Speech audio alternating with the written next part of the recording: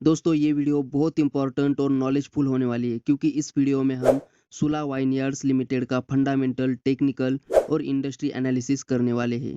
तो वीडियो को ज़रा सा भी स्किप मत कीजिए, वीडियो को लास्ट तक देखते रहिए। तो चलिए शुरू करते हैं इंडस्ट्री एनालिसिस के साथ। तो alcoholic beverages basically three major categories में डिवाइडेड है। फर्स्ट है स्पिरिट, जिसमें अल्कोहलिक की मात्रा सबसे ज़्यादा होती है, जैसे कि रम, विस्की, वोडका। सेकेंड आती है वाइन और थर्ड है बियर। अब पूरे वर्ल्ड में इन अल्कोहलिक ब्रेवरेजेस का पर कैपिटल कंजप्शन देखें तो 2021 के डेटा के अकॉर्डिंग सबसे ज़्यादा यूज होता है बियर का 63%, फिर है वाइन 11% एंड देन स्पिरिट 10%। पर ये तो बात हो गई पूरे वर्ल्ड लेवल की। पर इंडिया का मार्केट अलग है, जहां 90% से ज़्यादा अल्कोहल इस स्पिरिट के फॉर्म में कंज्यूम होती है। Now according to some data, developed country में लो अल्कोहलिक ब्रेवरेजेस का कंजप्शन ज़्यादा होता है, अराउंड 75%। वही इंडिया एक डेवलपिंग कंट्री है, यहाँ पे ये शेयर काफ़ी कम है, जस्ट अराउंड 8%। इसमें भी वाइन का कंजप्शन सिर्फ 1% है। बट 2028 तक इंडिया की ड्रिंकिंग पॉपुलेशन 40% तक जा सकती है और इस इंडियन अल्कोहल ब्रेवरेज मार्केट का 3 लाख करोड़ तक जाने का प्रोजेक्शन है। सो मार्केट बहुत बड़ा है, पर इसमें वाइन का शेयर काफ़ी कम है। But it is a growing segment जिसका लीडिंग प्लेयर है सुला। सुला की जर्नी शुरू हुई 1996 में, जो राजीव सामंत जी ने नासिक में अपना पहला विनयार्ड सेटअप किया, और फिर 2000 में सुला ने प्रोड्यूस की first bottle of its wine, और ये कंपनी 2022 में अपना आईपीओ लाकर स्टॉक एक्सचेंज में लिस्ट हुई है। कंपनी 60% से ज़्यादा मार्केट शेयर होल्ड करती है और इंडिया की बेस्ट सेलिंग वाइन सुला की ही शिराज है। सुला का बिजनेस मेनली दो कैटेगरीज में डिवाइडेड है। फर्स्ट है वाइन बिजनेस, जिसमें वाइन का प्रोडक्शन, वाइन और स्पिरिट का एक्सपोर्ट और इनका डिस्ट्रीब्यूशन ये इंक्लूडेड है। नाउ सेकेंड कैटेगरी है वाइन टूरिज्म। तो इनकी जो विनयार्ड्स है नासिक और बेंगलुरु में, वहाँ ये अपने रिजॉर्ट और टूरिज्म रूम भी ऑपरेट करती है, जो कि वर्ल्ड के मोस्ट विजिटेड विनयार्ड में से एक है। अब बात करते हैं कंपनी के वाइन बिजनेस की, जहां ये 4 प्राइस सेगमेंट में डील करती है। फर्स्ट इज इलाइट, जो 950 प्लस वाली रेंज है।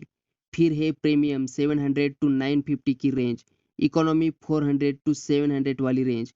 और पॉपुलर जो है 400 से कम वाली रेंज है।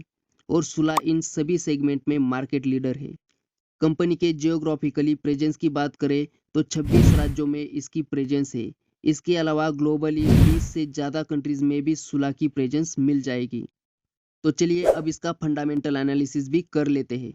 सुला वाइनयार्ड्स लिमिटेड एक स्मॉल कैप कंपनी है जिसका मार्केट कैपिटल 5274 करोड़ का है और इसकी करंट शेयर प्राइस अभी 625 रुपीज़ पर ट्रेड कर रही है। स्टॉक का 52 वीक हाई 700 और 52 वीक लो 326 रुपीज़ है। मतलब ये स्टॉक एक साल में ही दोगुना हो चुका है। स्टॉक का प्राइस अर्निंग रेशो 54 है और इंडस्ट्री का प्राइस अर्निंग रेशो 33 है। मतलब ये स्टॉक इंडस्ट्री के पी रेशो से थोड़ा हाई पे ट्रेड कर रहा है।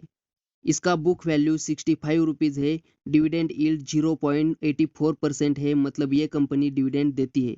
स्टॉक का आरओई मतलब रिटर्न ऑन इक्विटी 18.3% है और आरओसी 19.9% है, जो कि बहुत अच्छे माने जाते हैं। अब बात करें इसके डेप्ट की, तो कंपनी के ऊपर 258 करोड़ का डेप्ट है, लेकिन कंपनी के पास फ्री कैश फ्लो 11.6 करोड़ का है। कंपनी का एक साल का नेट प्रॉफिट 97.6 करोड़ का है और इसका डेप्ट टू इक्विटी रेशो एक से कम है, 0.47 है।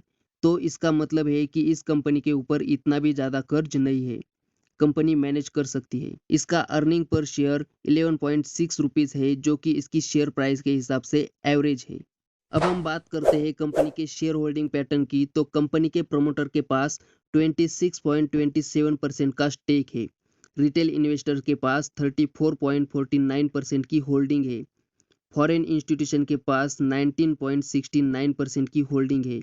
अदर डोमेस्टिक इंस्टीट्यूशन के पास 1.61% की होल्डिंग है और म्यूचुअल फंड के पास 17.94% की होल्डिंग है। और सबसे इम्पोर्टेंट बात कि कंपनी के प्रोमोटर की होल्डिंग प्लेज भी नहीं है। अब बात करें कंपनी के प्रॉस की, तो कंपनी का profit growth CAGR last 5 year से 36.8% है, जो कि बहुत अच्छा है। और कंपनी ने अपना डिविडेंड पे आउट बहुत अच्छा मेंटेन किया है, जो कि है 39.4%। और कंपनी ने डेटर डेज भी इम्प्रूव किए हैं फ्रॉम 97.8 से 77.6 डेज।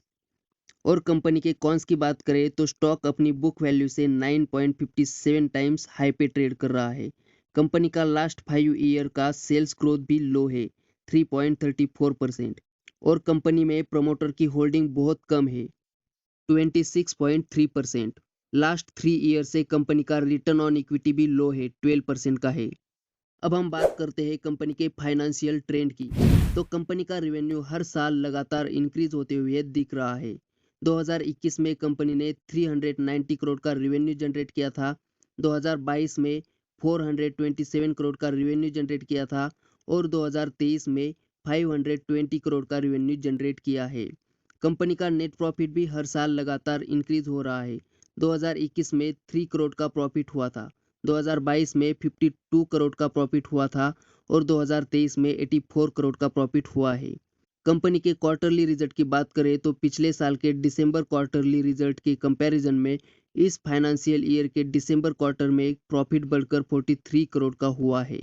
और इस कंपनी के पीयर कंपैरिजन में 1 नंबर पे यूनाइटेड स्पिरिट, 2 नंबर पे यूनाइटेड ब्रेवरीज, 3 नंबर पे रेडिको खैतान और 4 नंबर पे सुला वाइनयार्ड्स लिमिटेड ये कंपनी आती है।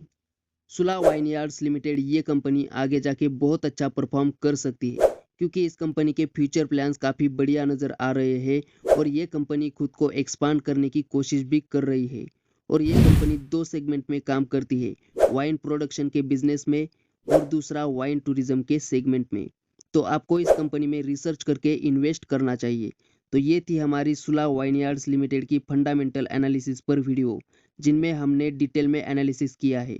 और यहाँ पर मैं उम्मीद करता हूँ कि आपको ये कंप्लीट एनालिसिस का वीडियो इंफॉर्मेटिव और नॉलेजफुल लगा होगा। लेकिन दोस्तों ये वीडियो मैंने सिर्फ एजुकेशनल पर्पज़ के लिए बनाया है। यहाँ पे कोई भी बाय और सेल रिकमेंडेशन मेरी ओर से नहीं है।